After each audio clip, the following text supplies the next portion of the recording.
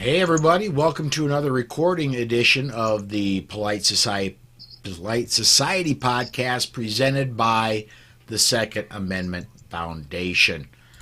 Making sure all the streams are hooked up, and I got to come over here and make sure all the social media commentary is hooked up.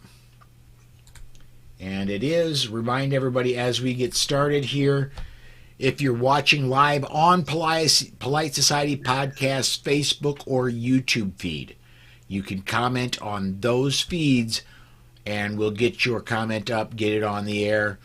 If you're watching anywhere else, if you're watching on Twitter, on OpsLens, on Getter, on anywhere else you're watching, if it's not Polite Society Podcast Facebook or YouTube feed, go to Twitter and tweet with the hashtag PSPodcast. We'll get those comments and get them on the air as well. Joining me today, that's the wrong button, joining me today is John Richardson, Only Guns and Money, Charlie Cook, Riding Shotgun with Charlie, and Rob Morse from the Slowfax blog. I'm going to pop over to that screen so I don't look at myself in a delay.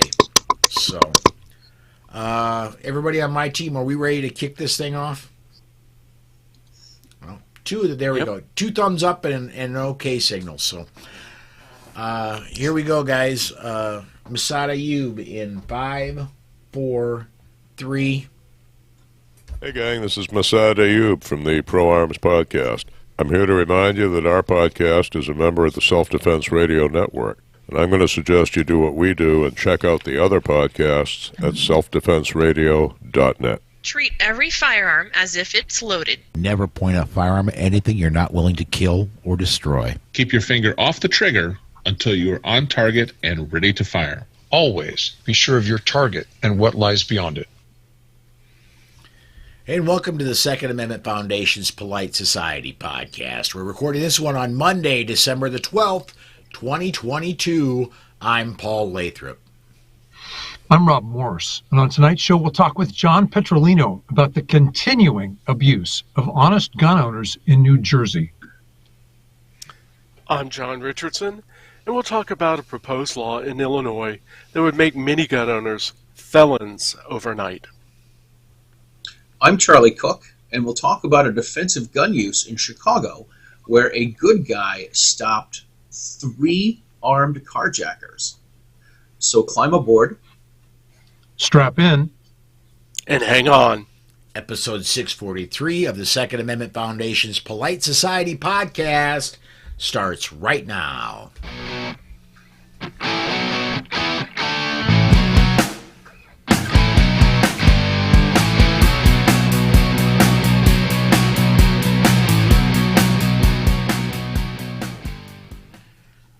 All right, it's 6 p.m. in the Central Time Zone, the only time zone that matters. And hat tip to John Anderson there of the Get Off My Lawn podcast. And that means it's time for another episode of the Polite Society podcast. Rob, it's Monday night. You're not underwater. What's been up with you since the last time you've been on, man? I was on Bill Frady's Lock and Load radio show. I recorded an episode of the Self-Defense Gun Stories podcast with our colleague Ben Branham. I was on the Weekly Bullet with you on Saturday, Paul. Mm-hmm. I carried, I wrote. It's been a good week. I feel all dried out. Woo. John, how about you? Just in time for storms coming through Lake Charles, I believe. That's fine. Well, I booked my room and flight for the SHOT Show. I've also applied to get media credentials for the Safari Club convention in February in Nashville. The beauty of that is I can drive to it. Actually, the problem with retirement is that while you don't have work interfering with attending shows, you also don't have the income coming in anymore. And given Biden inflation, got to think about these things. In other news, later this week, I'm going to get a chance to shoot the production model of the PD-10 pistol. We had talked about the prototypes on the show when we had Rob Pincus on as a guest. And I think it's going to be unveiled at the SHOT Show. So, Charlie, I heard you had an interesting weekend. I had an interesting. It's a good way to put it, John. Thank you. An eventful weekend. An eventful weekend, yeah. I had an intimate class this weekend, a Utah class that I did here in Massachusetts, and there were only 4 people in the class. I was expecting 5, but what are you going to do? I carried almost every day this week. I went to Saratoga, New York to film A Loaded Mic with Dan Wass and with John Petrolino, and I could not carry while I was in New York State. And the 2-hour trip to get there took me 3.5 hours due to a snowstorm that happened yesterday afternoon. So I'm glad to finally be back and have my car parked in the driveway, which took a little bit of work. So what was it like to be 2.5 pounds lighter on the right side? I mean, it unfortunately it didn't stop my girth. Did not. It wasn't an obstruction with my girth. All right. It wasn't. I'm not very aerodynamic, so it wasn't an issue. But I did feel. It's one of those things. You guys know how it is. It's one of those things where you don't quite feel right. Like you're feeling for your gun. You're like, oh, it's not there. Crap. I'm someplace where I have to go disarmed. Yeah. Let me get this up here. There we go. Let me get. It's a couple comments in here. 500 Magnum says, there we go. Hey, Charlie, Rob, and John. Missing somebody here, aren't we? Not. Admittedly, he'd said hey, Paul before. So he also says, Joe Biden is the single worst president in history, even worse than Obama was. Well, I'll say this about Obama, at least his brain, while misguided, wasn't scrambled before he got into office. So, all right. And I want to remind everybody, of course, again, if you're watching on YouTube on the Polite Society podcast feed, go ahead and comment. If you're watching on Facebook on the Polite Society podcast feed, go ahead and comment. Anywhere else, go to Twitter, tweet with the hashtag PS Podcast. Let's go ahead and do this. We got to say what's been up with me. So we'll go ahead and switch over to me here. And with me this week, found out just because of some issues, I'm not going to be attending SHOT Show. I could go, but I'd have to pay my own way. And in February, I promised my beautiful bride, Susan, that we would take a week and we'd go down to the U.S. Virgin Islands. And so I either have to disappoint my wife or go to SHOT Show. If I go to SHOT Show, I'll be disappointing my wife, or I keep a happy wife and skip SHOT Show this year. So SHOT Show's not going to happen for me. I do want to mention that we do have dates for AmCon and GRPC next year, September 22 to 24 at the Sheraton Crescent in Phoenix, Arizona. September is always GRPC month, and looking forward to going back down to Phoenix and seeing some of the largest GRPC we ever had for in-person attendance was Phoenix 2019. I believe we had 1,100 people in the room on Saturday when we kicked it off, and that was. That was an adventure. That was technically a very challenging GRPC to get off the ground. But anyway, let's go ahead and we're going to step aside to break. Before I do that, though, I need to talk to everybody about Self-Defense Radio Network. That's at sdrn.us. Of course, you can see Polite Society Podcast up there. Self-Defense Gun Stories, Rob Show is up there. Gun Freedom Radio is there. Right below Geeks, Gadgets, and Guns, you can see Riding Shotgun with Charlie is there. All kinds of great content with more on the way. You can listen right off the website, and the subscription information is there as well. If you listen to a show, I really like this, there's a subscription info right there as well. sdrn.us. We are going to go ahead and we're going to step aside to our first break. When we come back, we'll talk with John Petrolino about what's going on in New Jersey, what he has been writing, maybe what he will be writing, and we'll get to that right after we hear from ACLDN. Right back right after this. This portion of the Polite Society podcast is brought to you by the Armed Citizens Legal Defense Network. If you carry a defensive handgun, you need protection from the aftermath of prosecution. Even if you do everything right, you can be the victim of an overzealous prosecutor or even be falsely accused.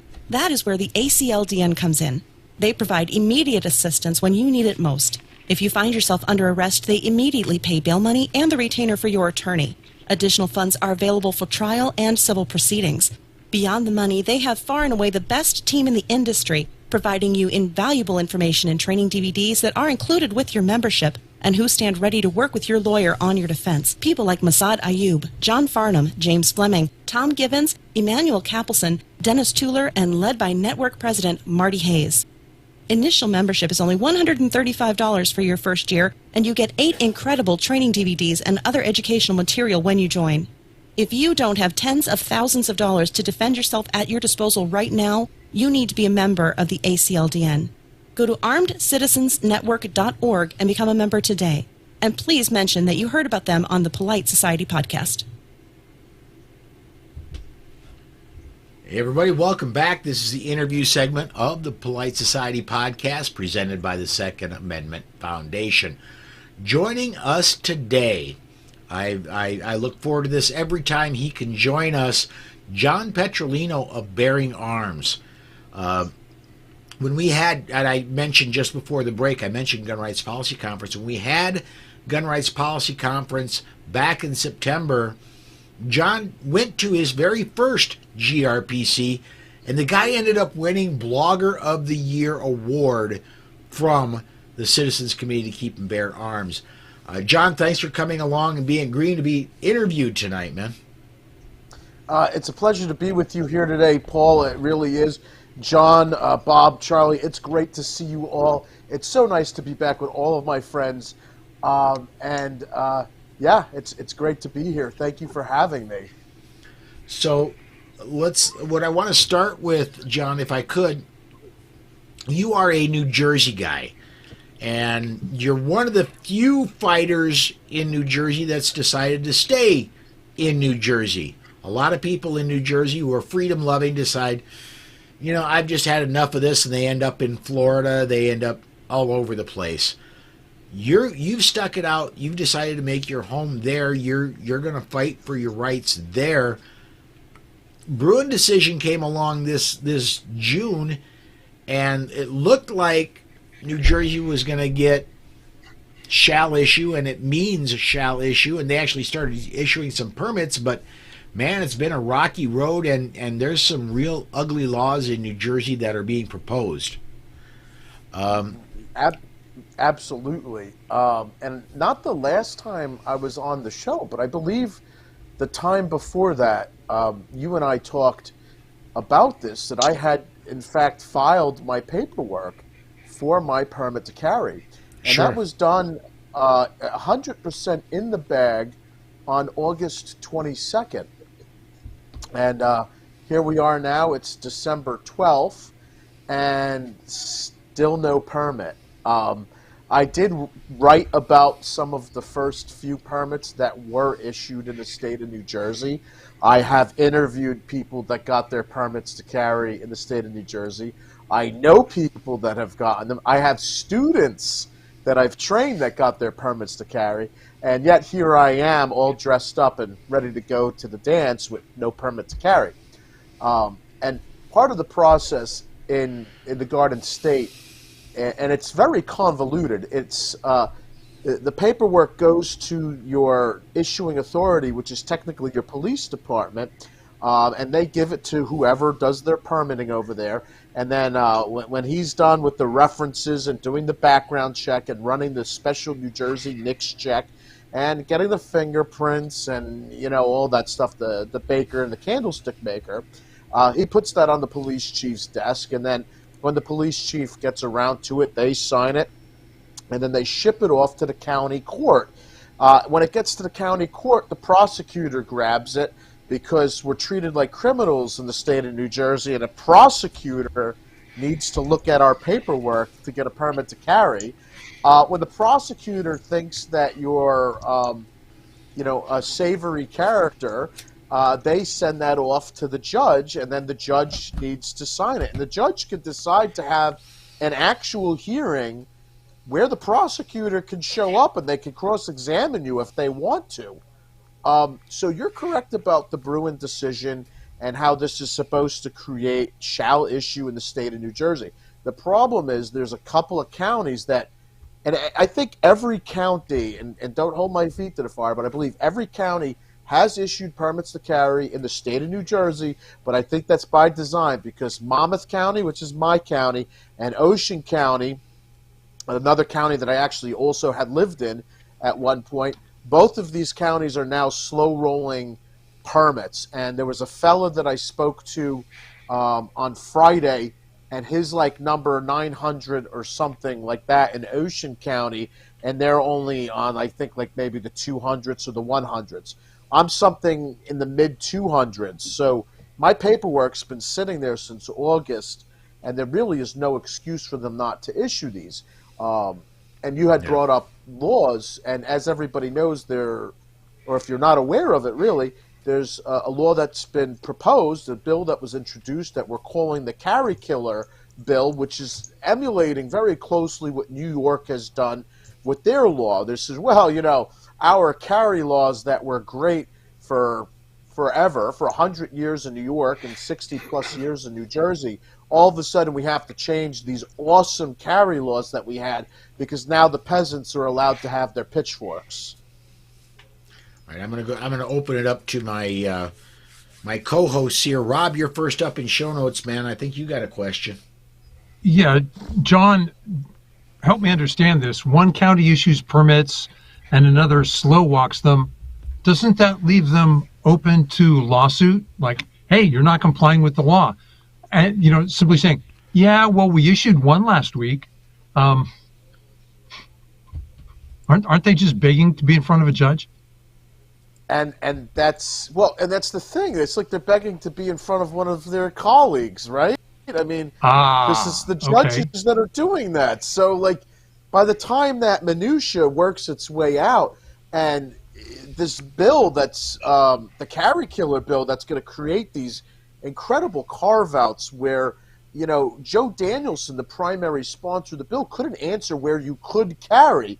And I think the theoretical place was, in the middle of the street while walking your dog, but you better not step on somebody's property that's an anti-gunner because that's a felony, So I think they're just playing this game, and honestly, I know for a fact that there was communication among the counties about all of this because Monmouth and Ocean County have issued permits with almost exact restrictions. And I wrote about this over at AmmoLand a number of months ago. And if you look up the Francisco case, I think I wrote about that on Bearing Arms, and then this conspiracy between these counties where they've got similar restrictions on all these permits. So yes, they should be sued, but I think by the time everything works out, the law's going to change. But we'll see. I think there might be some lawsuits. We'll see. I'm going to paraphrase what you said. The judge is saying, of course we infringed your rights, but now we passed laws that so savagely abridge them, it doesn't matter anyway. Wow. Exactly. Charlie. So, John, going to a judge and a prosecutor, this seems a little excessive, right? Do you need to bring an attorney with you to just say my client hasn't done anything wrong? He's passed background checks. He already has guns. He's a firearm instructor. Why can't he get his license? The thought of the prosecutor attacking you in front of the judge just to be able to exercise your right to be able to protect yourself, this seems completely nuts. And it is. And here's the thing. So you're aware of this because you and I talked about this privately, but by the time we were at GRPC in Texas, I thought it was smooth sailing because I got a carbon copy letter mailed to me that was from the prosecutor to the judge, telling the judge that this candidate seems like an okay dude, basically. They weren't saying, like, issue him his permit, but they were saying it doesn't seem like he's a lawbreaker, which the police department already figured that out, and the NICS check, and the fingerprints, and, everything else. So what you're saying is right, and, I know you know this, but some of the other listeners and viewers don't know this necessarily. There's some counties where the prosecutors, the judges are finding some very small, minute, little ridiculous things in people's histories, and then they're using that to say, no permit for you. And then what's happening is 30, 60 days later, the police show up and revoke their firearms ID card and confiscate all their guns, saying if you're not good enough to have a carry permit, you're not even good enough to have your guns. And there are counties where Evan Knappen has put the APB out, and Anthony Calandro has put the APB out in New Jersey saying, if this county is calling you in for a hearing, you better lawyer up or pull your application, because what's about to happen is going to be some bad stuff. Yeah, can you you got a explain the speeding grounds ticket on the under- turnpike, so therefore you're a bad person, right? So the grounds, that's a great question.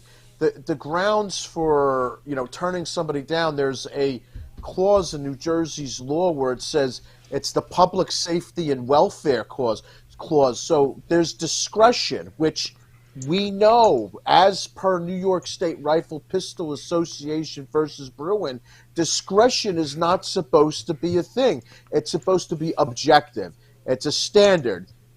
Did he beat his wife? Yes or no? If yes, no gun for you. Did he, have a felony? If yes, no gun for you. But did he say some stupid stuff online?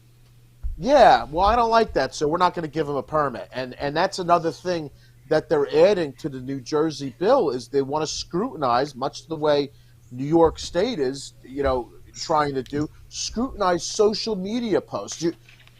My social media posts, which are not violent, they're not extremist, but you guys all know the content that I share. I mean, if the wrong person's looking at that, obviously they're going to burn me. Well, and Dana's got a great point. Dana, let me get that as soon as my software catches up. John, you know that post you made on MySpace in 1995? Yeah, and, Tom, he was my friend. Where is Tom from MySpace, Exactly.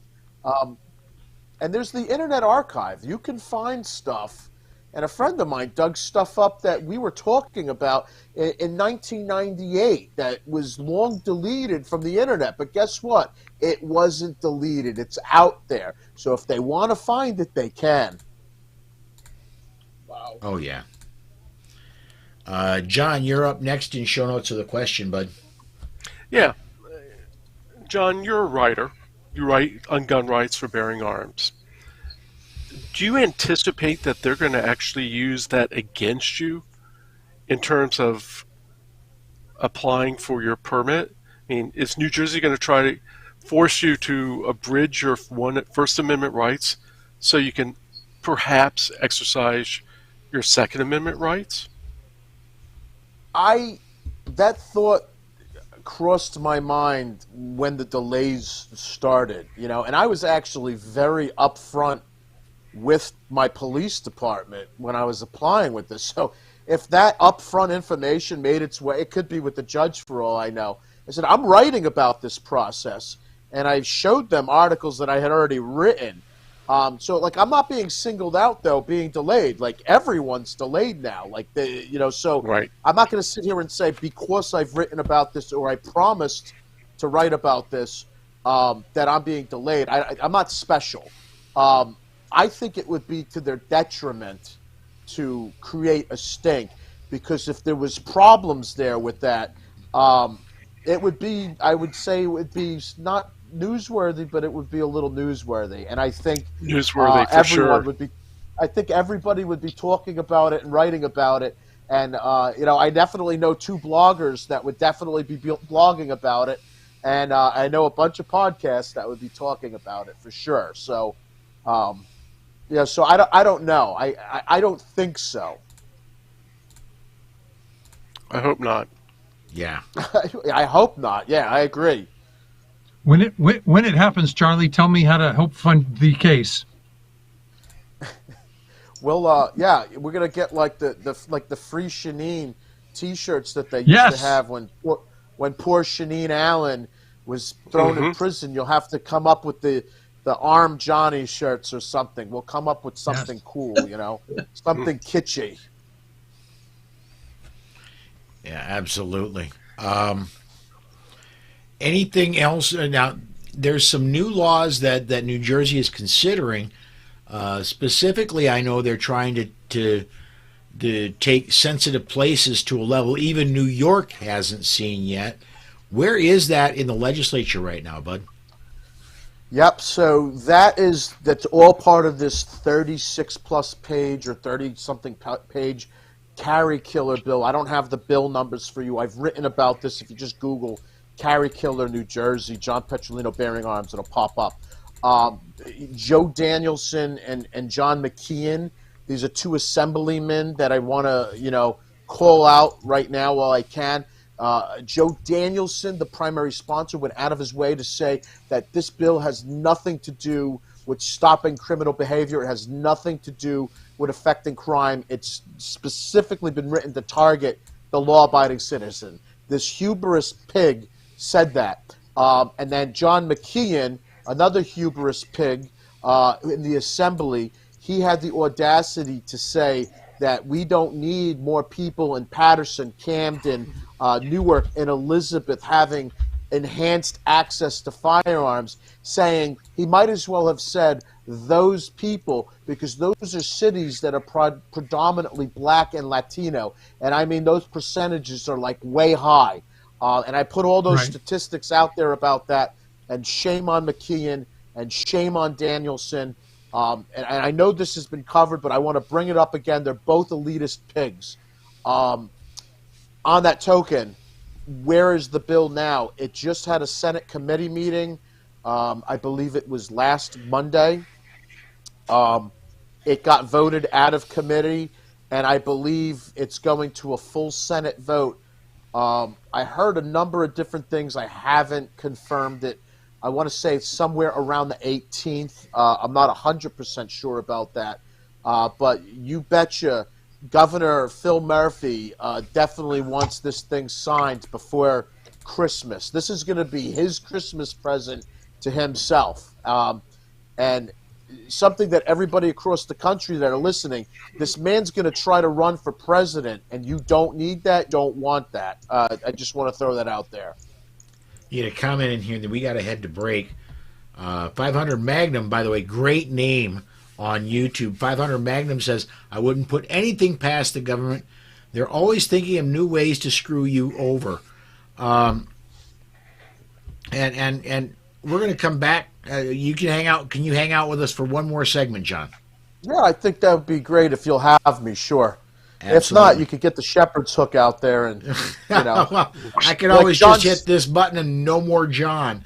But the feed's gone. That fine internet in New Jersey. No, I want to put a bug in your ear. When we come back, I want to talk about specifically an article you wrote. I believe it's been a little more than a week ago about the Police Benevolent Association or something like that in New Jersey, how they came to support this abomination that's going through the legislation. But we're going to step aside to break. We'll have you talk about it with us when we come back the other side. And we're going to talk about we're going to listen to the Complete Combatant right now. Right back, right after this. This portion of the Polite Society podcast is brought to you by The Complete Combatant. The Complete Combatant is designed for a broad base of citizens that range from students that don't own a gun on up to advanced students that train often. The Complete Combatant offers several different courses that build upon each other, from avoidance, using verbal commands, and preparing for contact, lethal versus non-lethal decisions, your 911 call, interacting with the police, to even dealing with the legal system in the aftermath. The Complete Combatant courses are a layered approach for all levels of experience that will walk you through all the many stages of decisions while developing a game plan tailored to your skills and your everyday carry.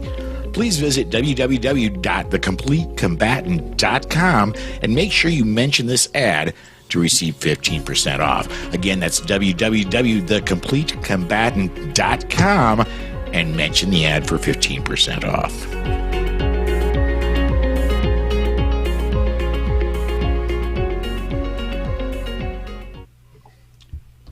All right, we are back. This is the Polite Society podcast presented by the Second Amendment Foundation. This is our second interview segment with John Petrolino. John, I mentioned before the break you had an article, I believe it was about a week and a half ago, where the New Jersey Police Benevolent Association, I don't think I got that right, but I think I'm close, came out in support of this abomination of a bill that New Jersey is trying to get through. And you did some real digging to find out that it was specifically the leadership and not so much the rank and file. You want to talk about that article a little bit? Absolutely, Paul. So you are correct. It was recent. It was actually 1 week ago, and that was on Monday when that Senate hearing was going on, is when I was actually writing that article. So it came out around that time, I think maybe Tuesday. And what had happened was they have these slips that get filled out. They're called witness slips.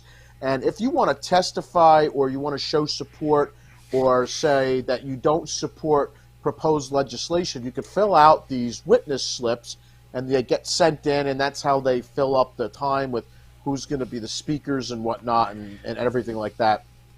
Well, there was a Reddit user that had FOIA'd all of those slips or got all of those slips. So there's like hundreds of them. And I want to say there was something like 500 slips against the bill in one of these sessions. And there was like a small little itty-bitty stack like that was for it. And the for it people were like the Moms Demand Action people and stuff like that. Well, some of the slips, there was 3 different policeman organizations that their leadership signed off in support of this carry killer bill. And one of them being the PBA, the Policeman Benevolent Association. I can't even say it myself. The PBA, which is the police union here in New Jersey. And they worked tirelessly, the police organizations, to make sure that their retired police officers were not going to be subjugated to the same rules as the rest of the peasants. So it's okay if the unwashed masses can continue to not be able to carry, because that's what the bill was going to do. But they wanted to make sure that their retired police officers were good to go. Now, there's like a whole lot of minutia to this. Well, aside from the classism and the elitism, Jay Factor, who's a historian in New Jersey that covers a lot of carry-related history, and he's also been a plaintiff in his own case. He actually just got issued his permit not too long ago. Wonderful historian, pretty good guy. I really like him. He's fed me some information about this, and he had said, even privately, he sent me extra information.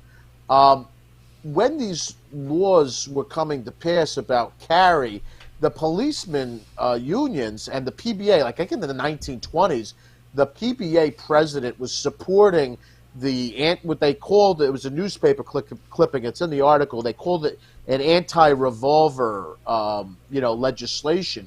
And the whole thing was, if they made it so that the normal person couldn't get a permit to carry, all of the armed security jobs and armed security gigs would go to retired police officers or to off-duty police officers. That are double so what dipping. they did is they created the market, and and that demand went way up because only the cops could really get this stuff.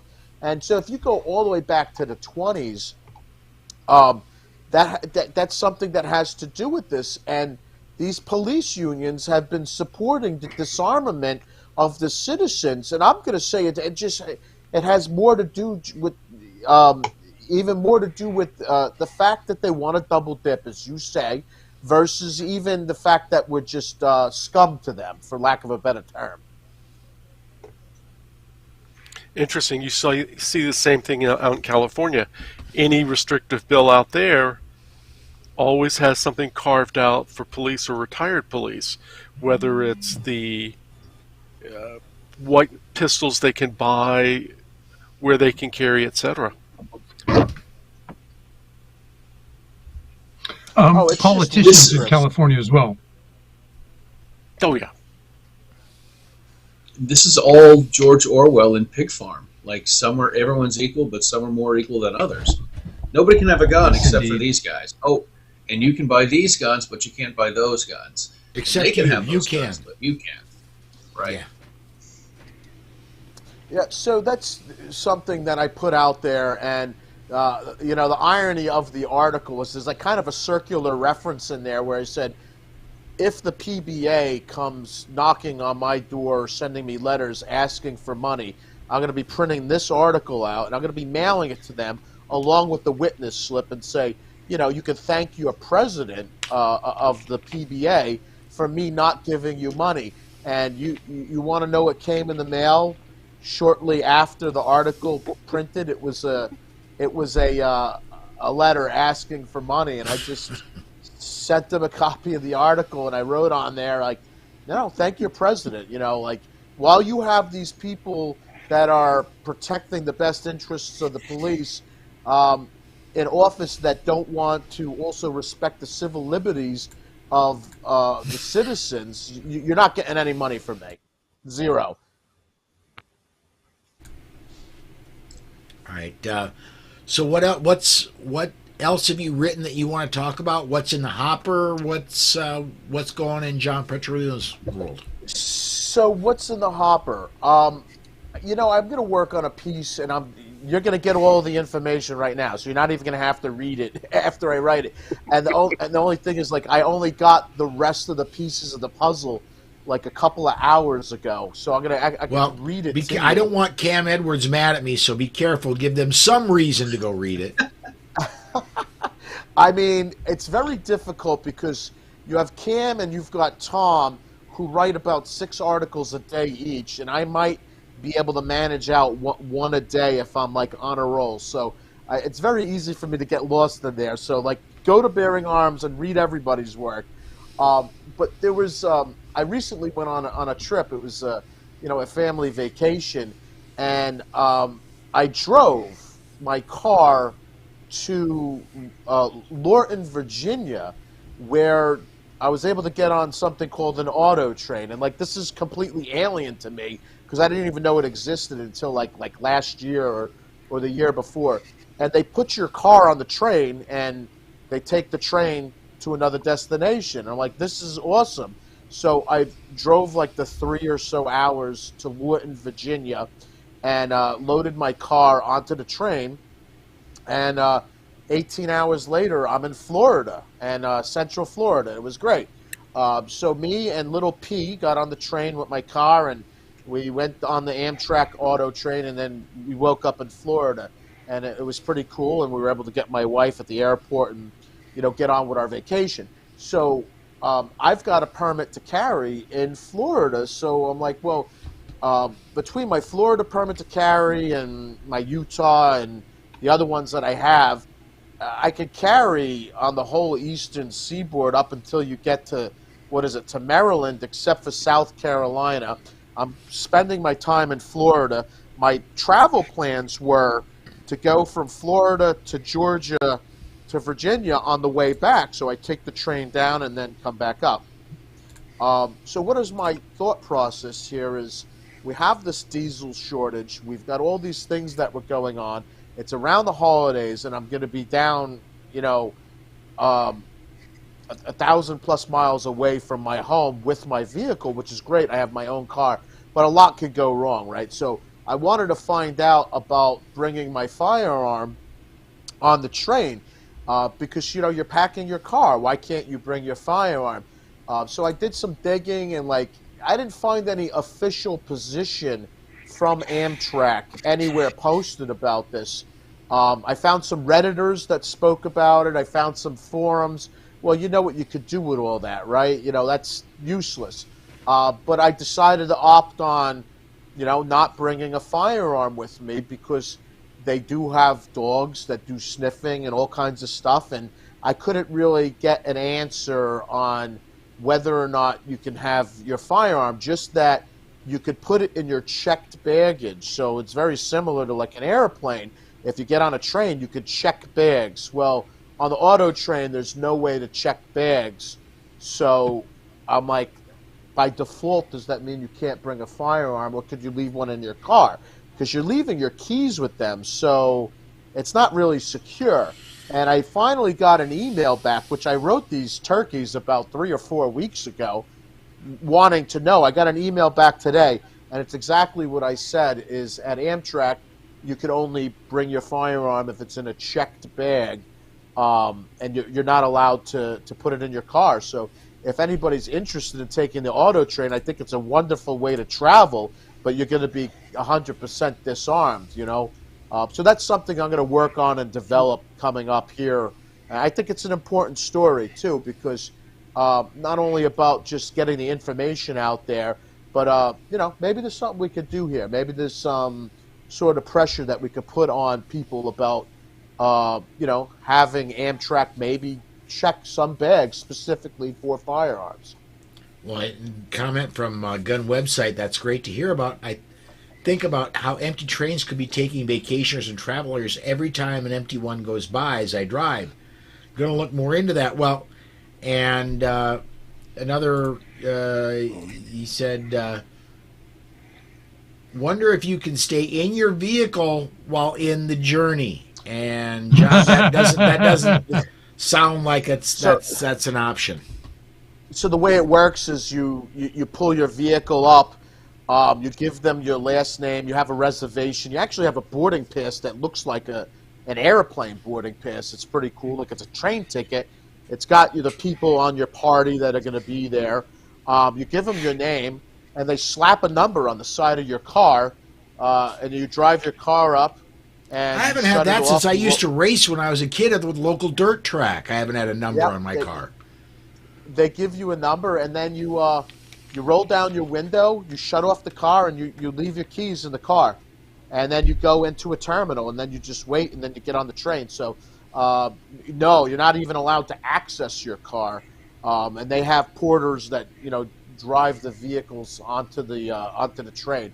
It's a very cool process. It was a great experience, but, you got to be disarmed. And, I appreciate, because I've talked about this offline with a number of people, and some of the, thoughts were, well, it's in your car. How are they going to know? You're right. They won't know, except they do have dogs. So the last thing you want to do is have to knock at your stateroom door on the train, or have them page you in the terminal, say, hey, you want to come down here and talk to us, and then they got their dog ripping your car apart because it smells explosives, These are the risks that you would have to take, right? Yeah. Now here is the deviousness of my mind as you're giving the story. I'm thinking, when I was a kid, we used to get into drive-ins by hiding in the trunk and that kind of thing. So, of course, that'd be a hell of a long trunk ride. But anyway. I don't think they give the people that ride in the trunk access to the dining car, but there is that. All righty. We're just about to the end of another segment. Anything else you want to talk about, John? Anything you want to plug? Right now, it's just been a lot going on, as everybody knows. It's the 2A news is like trying to drink from a fire hose. It's totally off the hook. I can't keep up with it. I don't know how my other colleagues are keeping up with it. I don't know how you guys are keeping up with it. The only thing to plug is just happy holidays to everyone. Merry Christmas, Happy Hanukkah. Everybody enjoy. Everybody be safe. And if you're looking for gifts for friends and family members, maybe copies of Decoding Firearms. If you want to buy them in bulk, you want to buy them in bulk, email me, john@thepenpatriot.com. I'm always looking for news tips, too. The best articles that I write usually come from news tips from viewers, readers, listeners, and friends alike. So john@thepenpatriot.com. All right, and I'm gonna go ahead and it doesn't show up real good on a green screen, but I want to show off my copy right here. So, yeah, absolutely. And your book is I'm going to say this: it's good for beginners, but as a guy that knows a little bit about guns here and there, I picked up stuff off it too. So it's certainly worth it, no matter your experience level. John, thank you so much for coming along for the ride today, man. Thank you guys so much. I really appreciate the time and the platform. All right, we are going to step aside for our next break. We're going to hear from the. Did I do a complete? No, last time was. Yes, we did complete combatant last time. So this time we're going to hear from JPFO. We'll be right back right after this. In 1928, Germany required its citizens to register their firearms, making possible Hitler's 1938 Nazi Weapons Act, disarming all Jews. Now ask yourself, what is the real consequence of registration? All in favor of gun control, raise your right hand.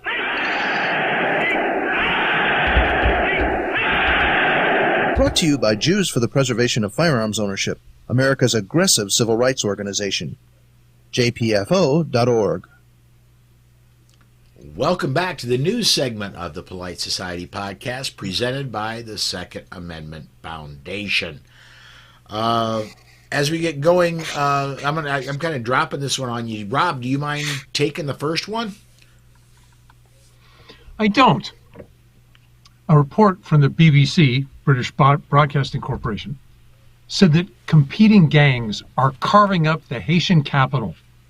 They're kidnapping, raping, and killing at will. The gangs have no fear and no mercy, close quote.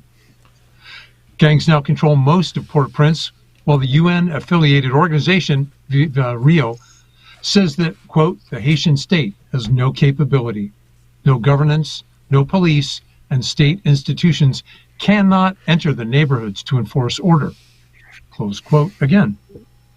Accounts of unspeakable crimes are emerging, and an editorial in the Haitian Times describes a country, quote, on the brink of total chaos, careening as we are towards the failed state status, close quote.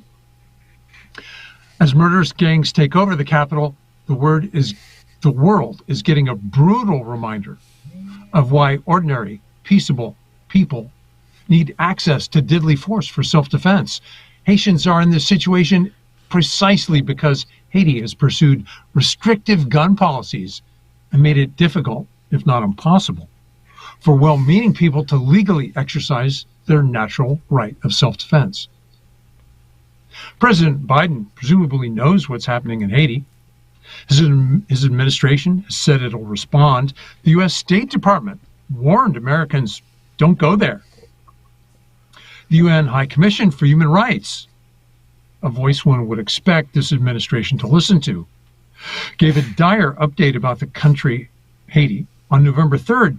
So, as defenseless Haitians continued to face, quote, kidnapping and sexual assault, Biden said this: we should have much stricter gun laws. That's what Biden said around Thanksgiving. The idea that we still allow semi-automatic weapons to be purchased is sick. It's just sick. It has no social redeeming value. Zero, none.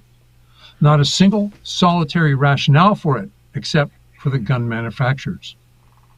Close quote of Joe Biden. At the same time, Joe Biden was spending Thanksgiving on the elite island of Nantucket and taking time out from his holiday to insult gun owners. The cautionary tale of self-defense from Haiti must be well beyond President Biden's understanding. Many Haitians, those facing kidnapping, gang rape, and other terroristic threats, they would probably argue with our president's statement that semi-automatic weapons have no value or rationale for ordinary people. The United States has between 1.7 and 2.5 million times a year when honest citizens use a firearm for self-defense. That's a lot of rationale, Mr. President. Can you understand that? When gun control ideologues like President Biden say you don't need an AR-15 or a standard capacity magazine, they display a fatal foolishness that really no country can afford. They know what's happening in places like Haiti, yet they act like it can't happen here. So ask the people of Venezuela and Mexico if they are safe when only the government, and of course the criminals, have guns. Despite these liberal delusions, a Haiti-like breakdown in order in parts of the United States is not hard to imagine. In fact, it's well understood by those who follow Mexican cartel violence, particularly on our southern border, or in the states, or if we look at the state of certain U.S. cities. Do we remember what happened during the riots of 2020? Even Biden's beloved Nantucket had to face the presence of MS-13 gang members. It can happen here. John, what do you have to say? For many years, Haiti has been a failed state. That's why you have Haitians trying to escape, landing on U.S. shores and stuff in boats that are barely boats. What's happening there sounds similar to what happened in countries that are failed states like Liberia, Mexico, and maybe even Rwanda, where those with the guns and the knives are ruling. I had an uncle-in-law who would have Haitian immigrants washing up on his dock in Key Largo in 1980. So this is nothing new. You have a country that's run by kleptocrats, whether it was the Duvalier baby doc or Papa Doc. It's just a shame. It's sad, it's sick, and I feel bad for the Haitians. Does anybody know why they don't go to the Dominican Republic? There's a the Dominicans wouldn't let them. Yeah, they have a wall. Just saying. Have you ever looked at a satellite picture? Oh yeah, it looks like North and South Korea. Hispaniola. On the Haitian side, there are no trees because they've all been cut for charcoal and firewood. On the Dominican side, it's very lush and beautiful. So let me see if I get this straight. There's a wall that keeps one country out of another country? Yep. Yeah. Interesting. And then Haiti and the Dominican country Republic are basically on the same island. On the same island, right? And there's a wall that separates them that keeps the criminals or the riffraff out of one country and in the other one. And it seems like since the people don't have a viable means of self-defense, that the people who have guns and knives are the ones that are taking over the island. And this is very much what could happen here if we lose our right to be able to possess firearms. We're going to be headed down that same path. Yeah, and one has to wonder, because Haiti is, well, I'm looking at Google Maps right now. Haiti, it's Cuba, and then Haiti, then the Dominican Republic, then Puerto Rico. You have to and then after Puerto Rico is the U.S. Virgin Islands and the British Virgin Islands. You have to wonder if some of those that's a longer boat ride to freedom than Cuba to Florida. Oh yeah. Yes. And north is Turks and Caicos Islands. So yeah, boy, that I gotta say, I'm right there. I feel for the people of Haiti.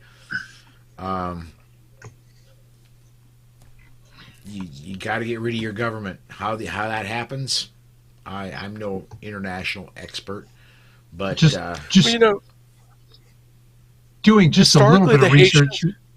Go ahead. I was going to say, historically, the Haitians have a history of being able to do that, going back to the 1800s when they kicked out the French. It's not like they don't know how to do it, it's whether or not they have the will to do it.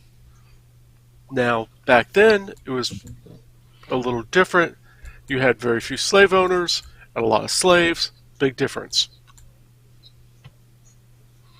Yeah. The island is basically split. Haiti is a former French colony. The Dominican Republic is a former Spanish one. Mm-hmm. Yeah. I mean, if there's no governance there, there's no police.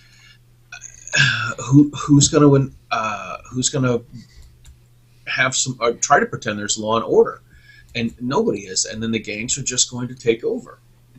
Right. Mm-hmm. Like this is, and somebody has to go in and draw a line in the sand and say, no, this is what we're going to do to protect ourselves and stop this nonsense from happening. But you brought up a great point, John. Do they want to do it or do they not want to do it? I don't know. Yeah, I'm certainly no international expert, so never been even close to the area. I will be in the Virgin Islands in February, but yeah. What I think is fascinating, though, is the presumption of U.S. elites. The presumption is, a disarmed society is a peaceful paradise. They haven't been anywhere near a disarmed society when it gets ugly. Mexico, Dominican, Haiti, yikes, Venezuela. Please, pull your head out of your elite. Oops. Well, family show. We've got a great comment here from Woods over on the YouTube side. Haiti's the only successful slave revolt since the Romans. He's correct.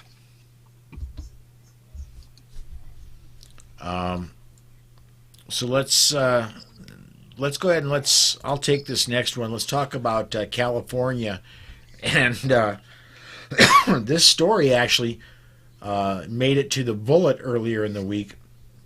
California Attorney General Bob Bonta dropped a bit of a legal bombshell on Thursday night, filing a supplemental brief in federal court to declare that his office will not be defending a controversial new law that's designed to make it nearly impossible for Second Amendment organizations and gun owners in the state to challenge any of California's gun control laws. New law was put forward by Governor Gavin Newsom in response to Texas legislation that allows individual citizens to sue abortion providers in the state.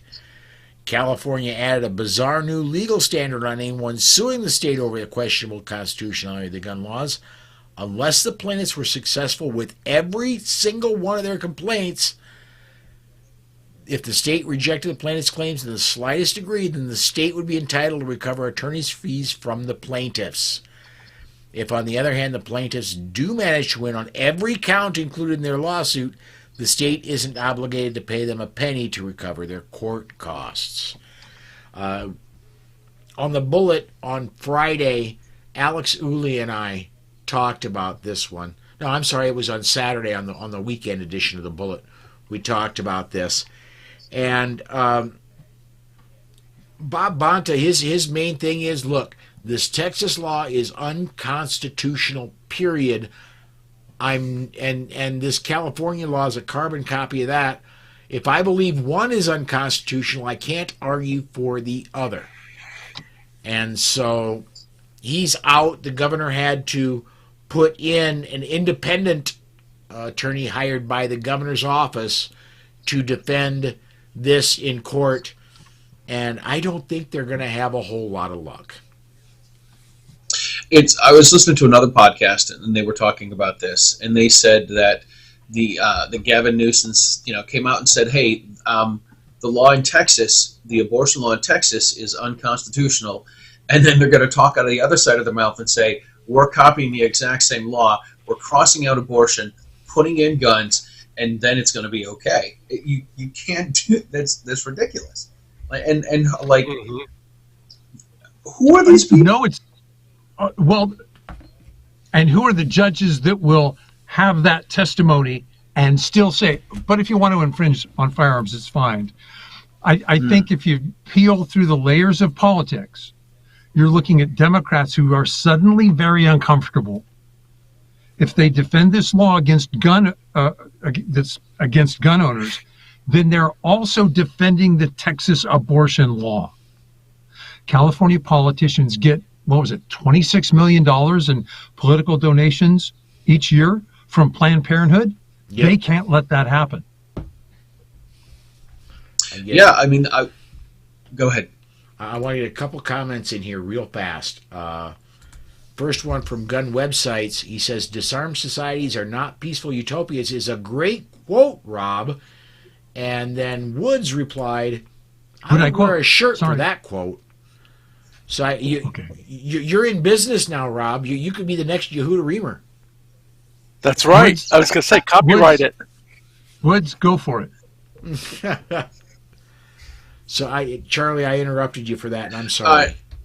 No, that's fine. I was just going to say if, what's his name there, Gavin Newsom is going to hire a judge, and that the person he hires... No, you meant lawyer. You meant lawyer. Okay. Sorry. Actually, right. Judge is true, but you meant lawyer. Okay. Sorry. Well, he's going to... Yeah. All right. Never mind. I was going to say we should come up with a new phrase: FTM. Follow the money. We're gonna pay this guy. I was going to say, fortunately, in the case, look at the judge, Roger Benitez. Yeah, St. Benitez. Yes. St. Benitez. Can we pause here for just a second and ask some questions about Judge Benitez? Sure. Paul, I have the answers, but you can ask. I think he has the magazine ban case still sitting on his desk. He's had responses from the plaintiffs in the state for a couple of weeks now. I think he's watching the arguments, particularly out of the Second Circuit Court of Appeals, who are arguing the New York magazine ban case so that his arguments in this case can incorporate some of theirs, saying, they're saying, oh yeah, public government interest, blah, blah, blah. And therefore, Judge Benitez can, if you will, jump a step in the appeals process or frame the debate when it's appealed to the Ninth Circuit. You're a bunch of smart guys. What do you think? Well, I just saw there's the case up in Washington State where they passed, I can't remember, was it 1639, something like that, which had a limitation on the magazine capacity to 10 rounds or less. In state court, they got a temporary restraining order against it. Well, no, pardon me. Let me back up. We're talking Oregon, not Washington State. State court put a temporary restriction on it. Federal court, with a judge appointed by Trump, only put a temporary restraining order on part of it, but she said that magazines were not covered by the Second Amendment. So I'm sure St. Benitez is looking at that and saying, yeah, you're a little wrong there, honey. And we'll take that into account as well. Incorporate a lot of the arguments in his ruling. Yeah. Yeah. I think you're right on that. All right. Okay. Let's get. I want to get both these next two stories in.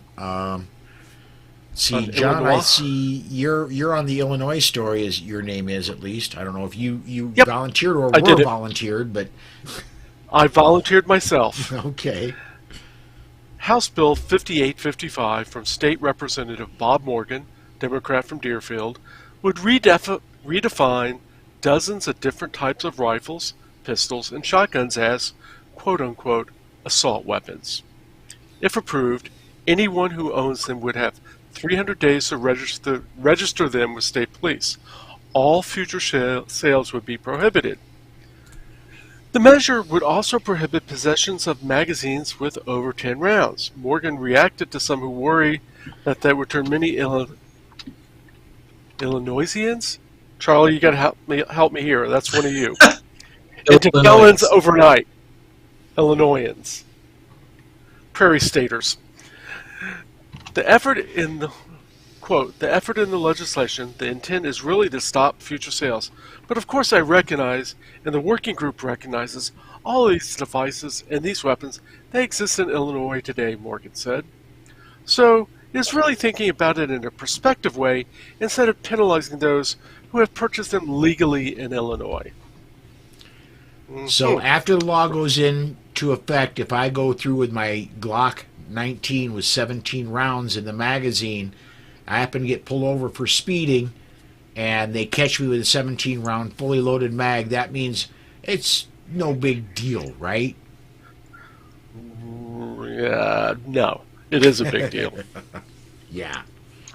Well, and what bothers me, of course, is that police and the security details who protect politicians will be exempt from all those restrictions.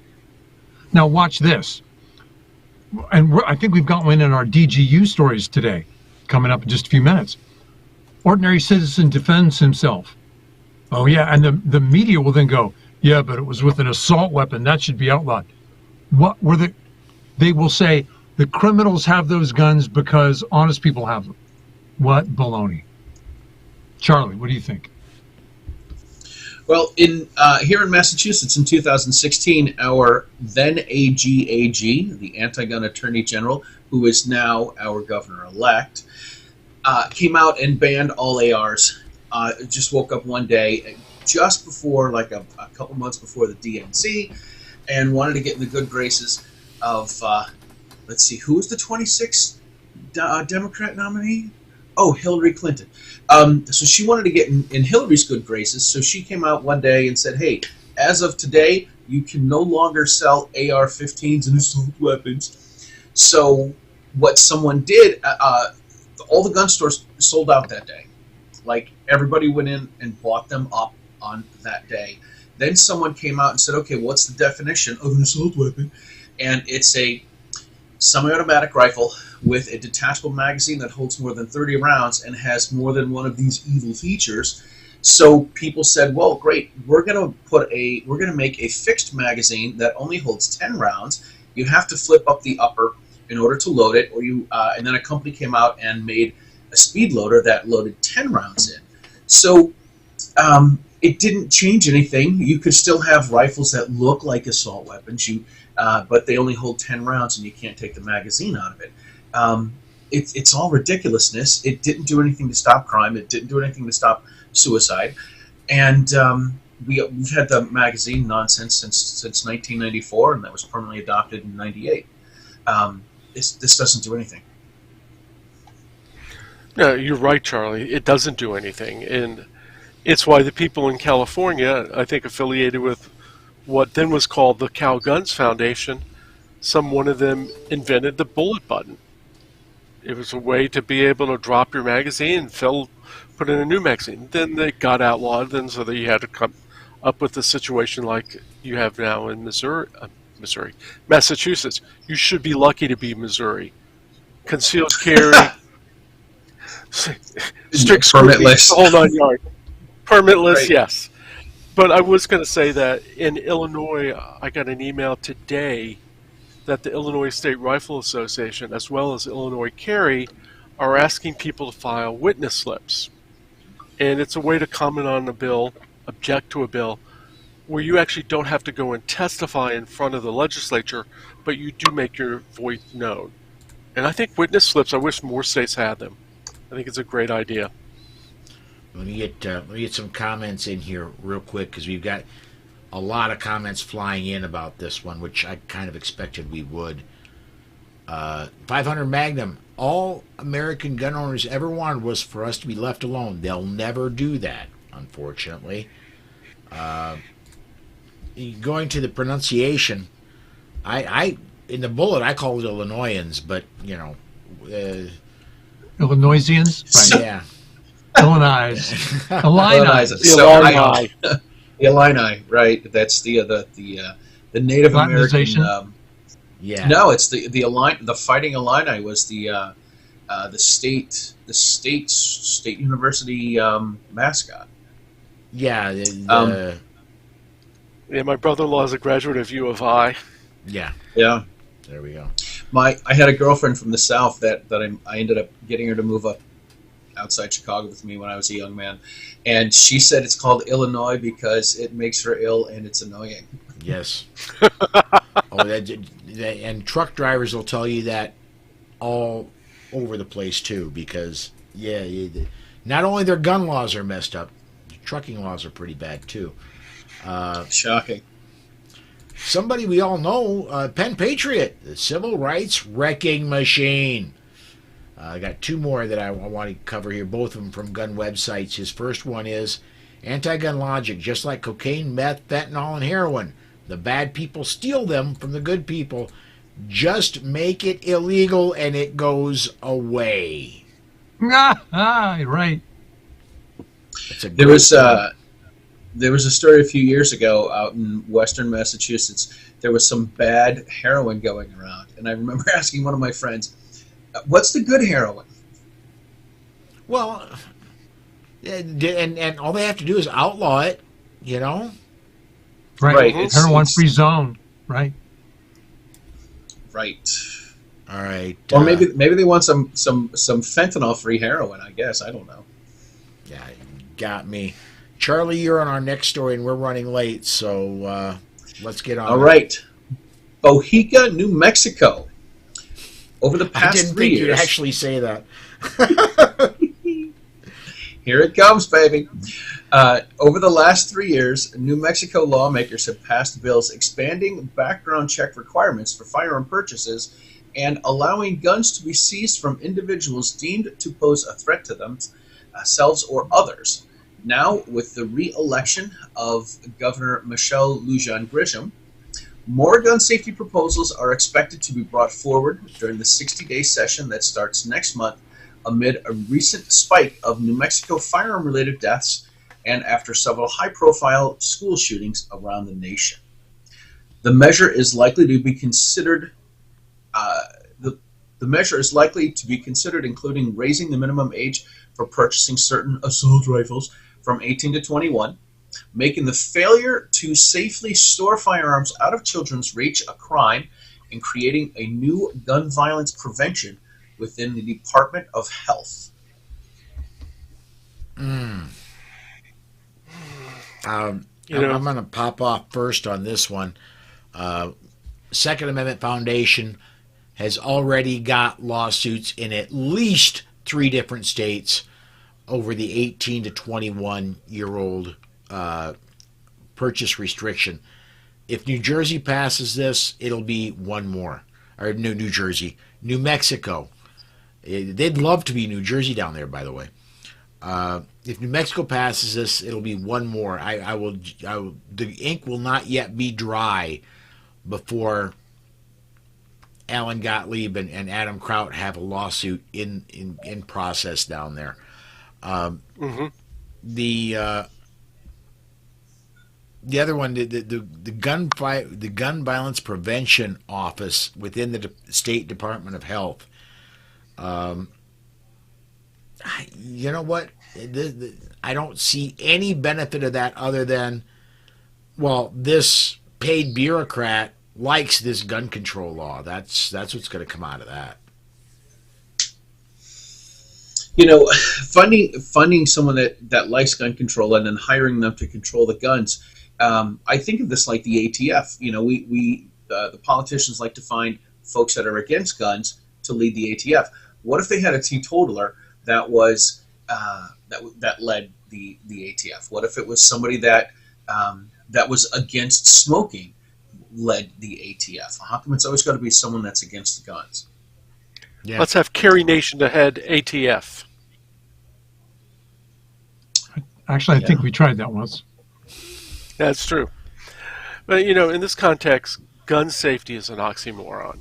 They're talking about control, and it's not safety.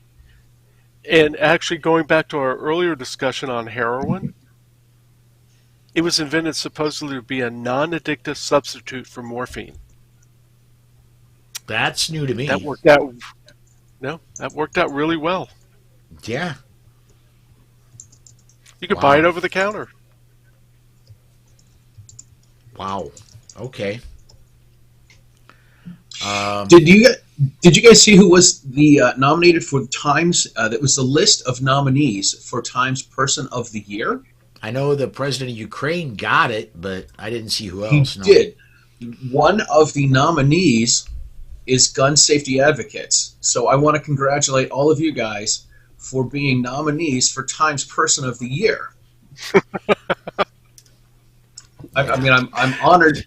I'm honored to be with you guys. I really am.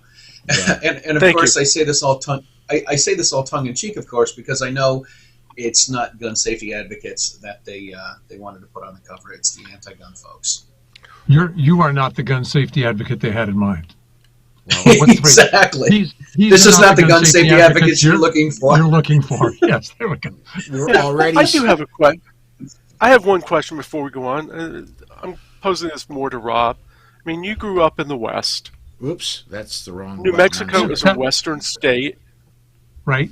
How did it get to be... It's a Southwest state. How did it become so unlike either Texas or Colorado or Arizona that are surrounding it? In terms of, I mean, they have a big hunting tradition, big shooting tradition. I'm just at a loss. Me too. Okay. You know what I think, John, if you had to ask me, I would go to demographics. A lot of its population is concentrated in big cities. Those big cities were democratized. Oh, that's Illini again. And that runs the entire state. Well, Susan and I were getting ready to, we were going to go out yesterday morning, and we were watching Fox News, and I do not remember, it was a senator out of Missouri that was on, and she was talking, the senator from Missouri is talking about the whatever AOC's group is, the squad. Yes, thank you. Mm-hmm. And one of the ideas to come out of the squad now, not only do they want more gun control, they want this, they want that. One of the ideas to come out of the squad, they want to abolish prisons. Yeah. Was this person speaking in favor of it? No, this person was against it, but they were bringing up that that's one of the things that the squad wants to do.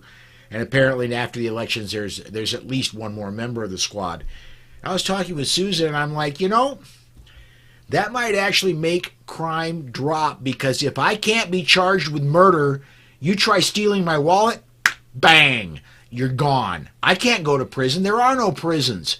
You try doing the smallest little thing against me, no prison. Guess what? So,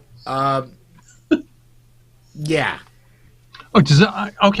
Your point being that no prison means all firearms laws basically disappear. Yeah, exactly. I can't go to prison for it, so why can't I carry that squad automatic weapon that they used in what was the name of that movie? Some crazy movie, I don't know. But what you're saying is, okay, we'll get our guns the way the criminals got them. I don't like it, but I see where it leads. Yeah, unintended consequences is where I was going. So, yeah, I mean, it leads to the purge, where nothing is illegal, and everyone can just go cause the mayhem and wreak havoc as they like, and there's no consequences. There you go. And I wouldn't do it for. I mean, like as a small L libertarian, just leave me the heck alone. Let me do my own thing, and everybody will be happy. There's the T-shirt you wanted. All right, let's go ahead and step aside. We're gonna make this our final break, because we've only got 13 minutes before the bottom of the hour. Let's go step aside for our final break. We're going to hear from a different one from JPFO, and then we'll be back with our DGUs, and we'll wrap the show up right after this. It all failed before. Alcohol prohibition brought us organized crime, and no less alcohol. Drug prohibition brought us murderous, no-knock, wrong house raids. Police! Search warrant! No, wait! The crack house is next door! Now gun prohibitionists want laws to lead us down that same path. Don't Americans ever learn? Just ask yourself, isn't government the only beneficiary of police-state policies? Brought to you by Jews for the Preservation of Firearms Ownership. Information available at jpfo.org. Welcome back. This is the DGU Defensive Gun Use segment of the Polite Society podcast presented by the Second Amendment Foundation. These discussions are not legal advice. Some of us are trainers, but this is not formal training, and you need formal training. Defensive Gun Use segment is intended as information, not training. And as always, the opinions of the hosts are only their own opinions and not those of any sponsors or other affiliations. Let's see here. I don't have anybody. I'll read it. Yeah, go, Rob. This DGU comes from Chicago, Illinois. I wrote about it on Self-Defense Gun Stories. A 56-year-old man was inside his vehicle at around 6 p.m. Another vehicle with 3 teens inside, by the way, different news reports said 3, some said 4, it'll become clear in a minute, pulls up right next to him. One of the 3 teens gets out and points a firearm at the driver, demanded his belongings. The encounter didn't last very long. The news article said that there was a struggle. Well, they didn't say who grabbed who. My conjecture, not documented in the news, is that the driver got out and the attacker started to go for the guy's pockets.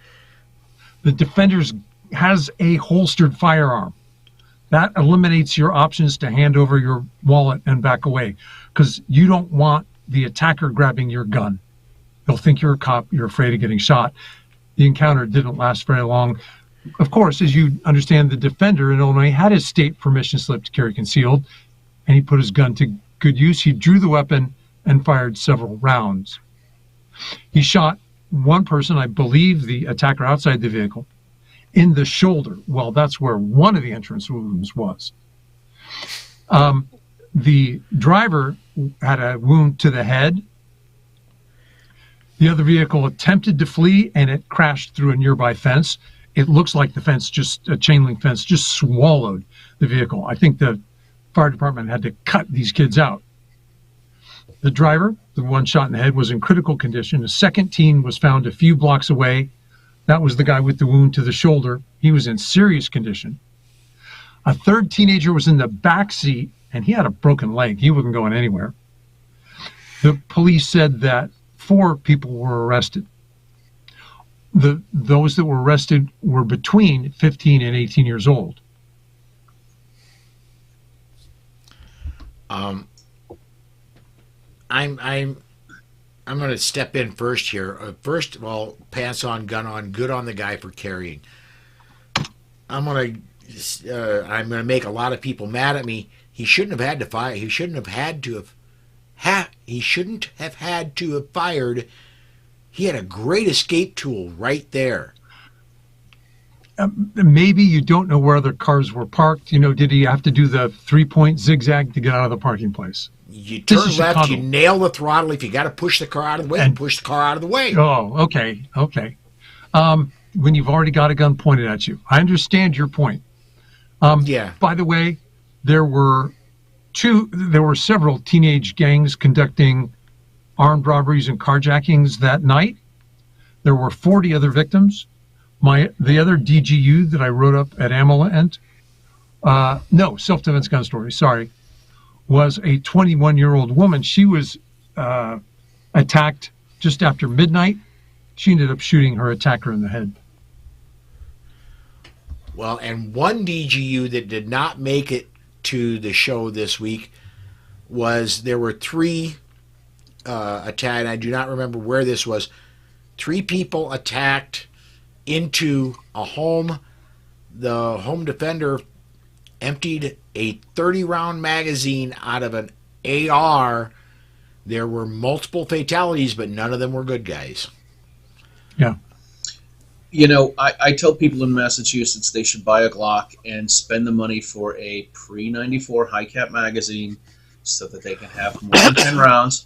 And the reason is that bad guys have friends. And both of these stories you guys just talked about proves when there's a group of 3 or 4 people, 10 rounds may not be sufficient. Yes. Yeah, you're absolutely, positively correct there.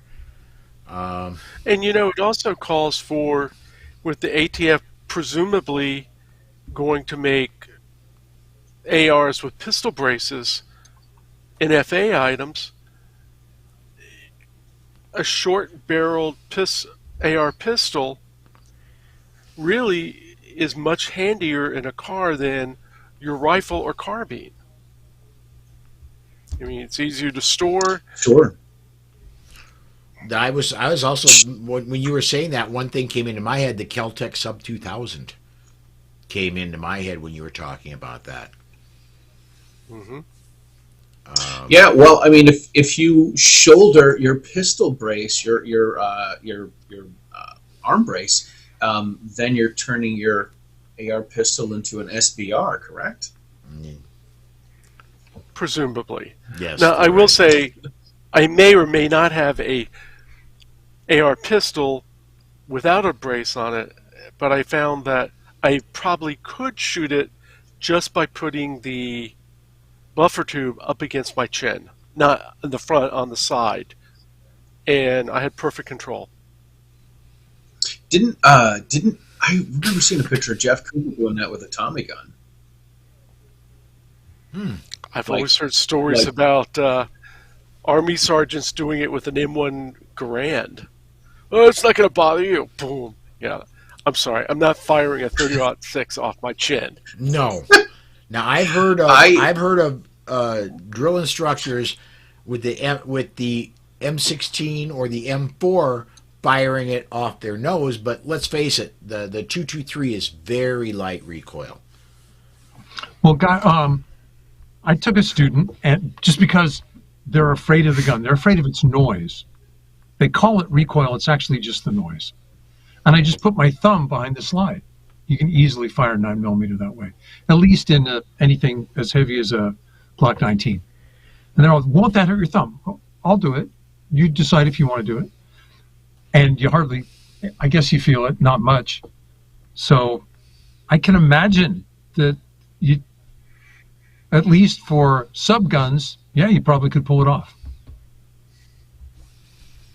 All right. Yeah, let's this next DGU, we are so late. Did you want to skip it due to time? Yeah, we got 4 minutes to get out of here. Let's move on. Rob, I want to ask what you've been doing over at Slowfax and anywhere else your stuff appears. I wrote about stopping mass murder and about the weekly death toll in Chicago. Because that could be unclear, those were separate articles. Both are up at my blog, slowfax.wordpress.com. I also wrote about 2 armed citizen stories last week for AmmoLand. If you're interested in self-defense stories, I'd like you to check out Self-Defense Gun Stories. If you don't want to listen to the podcast, I put up show notes where we go through the stories as well.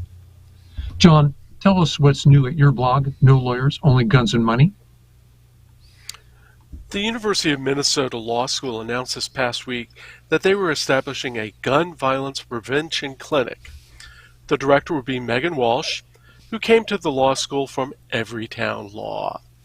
They will work with anti-gun Minnesota Attorney General Keith Ellison on litigation challenging, quote, extreme gun laws, and to provide a, quote, counterweight to the gun lobby. Known funding is coming from the Anti-Gun Joyce Foundation and the McKnight Foundation. They have not said who else is funding this clinic, nor if any public funds are to be used. Law schools should be teaching students on ways to expand rights and not litigation aimed at curtailing enumerated rights. This bears watching and a lot more investigation. That and more is at onlygunsandmoney.com. Before we get to Charlie, John, I was really hoping today that we would have time in the show. We're not, but I want to just do a thumbnail sketch. There's a report came out today that I saw. The NRA is apparently spending a stunning amount on attorneys every day. About $27,000. No, wait. About 250,000 plus or minus per day, per work day. That's holy cow. Or worked out. It's about 1/3 of their budget. Yeah. And I don't think it's all on Second Amendment litigation. No, it's defending Wayne. It's for, New York. For running a sloppy operation for a decade. Say what? Yeah. Yeah. Yeah, it's I had a week and a half ago, I talked to a guy who used to work for ILA back in the 80s. And he was there when the McClure-Volkmer Firearm Owner Protection Act was passed. And we all know that at the last moment, the Hughes Act. And he is going to put me in touch with the former director of the ILA to go a little bit about the history of that, which would not, if it's as he says, it's not going to be complimentary to somebody we all know and not necessarily love. Well, we're very familiar with, sure. Yeah. All right, Charlie, what have you been writing? What have you been producing? What do you want to plug, bud? All right. Well, I have an episode of Writing Shotgun with Charlie coming out tomorrow, and I have the Sisters in Arms in the passenger seats. That is Carrie Ann O'Clair and Renee Gagne. They're both DC Project gals. Carrie is from Massachusetts. Renee is from Rhode Island. So that show is going to be dropping tomorrow. And I was on their show a couple weeks ago, and their show is going to be dropping on Vimeo on Thursday this week. And so I'm obviously going to share that to all my stuff. And this past weekend, I did film a show, like I said earlier, with Dan Ross at his studio in upstate New York for the Loaded Mic.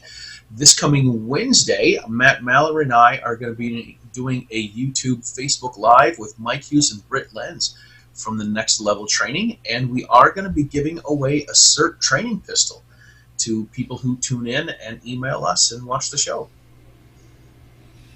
So, very Paul, yeah, it's going to be a lot of fun. Well, and Charlie, I want with yours. I've seen pictures of you appearing on that show. That looks like a very, very professional television set there. It is. It's one of the local cable access shows. And what the quick version of the backstory is, there was an article, a newspaper article about Carrie Ann and Renee that ended up on the front of a local paper, and somebody, some local person said, "Hey, we want to interview you and have you on our TV show." And they said, "This is really cool. How can we get a TV show?" And so they go into the local cable access and film a couple shows and film a couple shows and film a couple shows. So this is completely ridiculous, and of course I dig it. But after we filmed that Walking Our Show, there was some pepper spray instructors that were next, and the lady that was there, she's like, "Oh my gosh, you're Charlie from Writing Shotgun with Charlie. I love the episode with you and Beth Alcazar." I'm like, "Thanks, I appreciate that." Like, I watch you like once a month. I'm like, "Oh my goodness." Are you single? So that was. You're right. That's what I was Charlie's waiting for. got a fangirl. He's got to force somebody has to do that following weekend. So yeah. So it was funny. So she asked to get a selfie with me, and then she had her. There was a guy that was with her come up as well, and I said, "I think it's kind of funny." She wanted a selfie with me without her husband, and then one with her husband, and somebody said, "Well, that's not her husband." Oh, okay. Okay. Right. The interesting life and times of Charlie Cook. I know, right? I wanted to be a rock star, but this is not quite how I imagined it. You know what I mean? All right. Anyway. Do rock stars have 2 kids in college? Probably. All right, on my end, I want to encourage everybody, do please come join me 5 p.m. Central Time, wherever you're watching this, for the Bullet. Tomorrow is Craig DeLuz, and I'm looking forward to that. I haven't talked to Craig, goodness, in over a month. The last time we were supposed to be scheduled, something happened, and we weren't on the air. And so I'm really looking forward to talking to Craig tomorrow. Wednesday is Amanda Suffolcool. Mike Piwowarski shows up on Thursday. And on Friday, we have Legal Friday with Alex Uli. Saturday, we have, Saturday's Bullet at noon Central. It's going to be an exercise in keeping the train on the tracks, and I don't think I'm going to win. Brooke Cheney, Dan Waz, and Tony Simon. I think it's a lost cause. So, Tony does that every time. I'm telling you, man. I'm telling you. That's what I've got to promote this week. That's going to do it for our episode today. I'd like to encourage everybody to join our Facebook listeners group. If you are a member of Facebook, just search for Polite Society Podcast Listeners. And that does wrap up another episode of the Second Amendment Foundation's Polite Society Podcast. I'd like to thank John Petrolino for joining us today. So for Amy, Dana, Tracy, John, Susan, Amanda, Robin, Charlie, and Rob. Until next time. Stay safe. Be aware. And we'll see you down the road.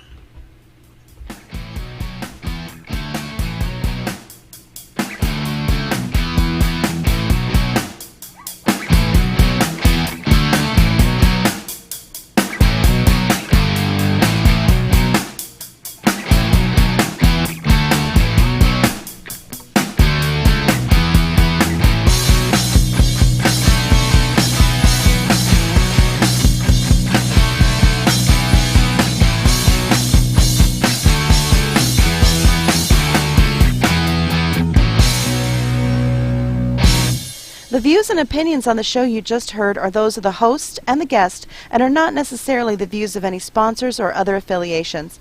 But hey, not everyone is as smart as we are. All right, just a very, very brief after show this week. I want to get this comment in here. Pete over at Gun Website says Neil Knox has written a lot about the NRA at the time of the 1986 Gun Owners Protection Act. Yeah, and I've read a lot of that.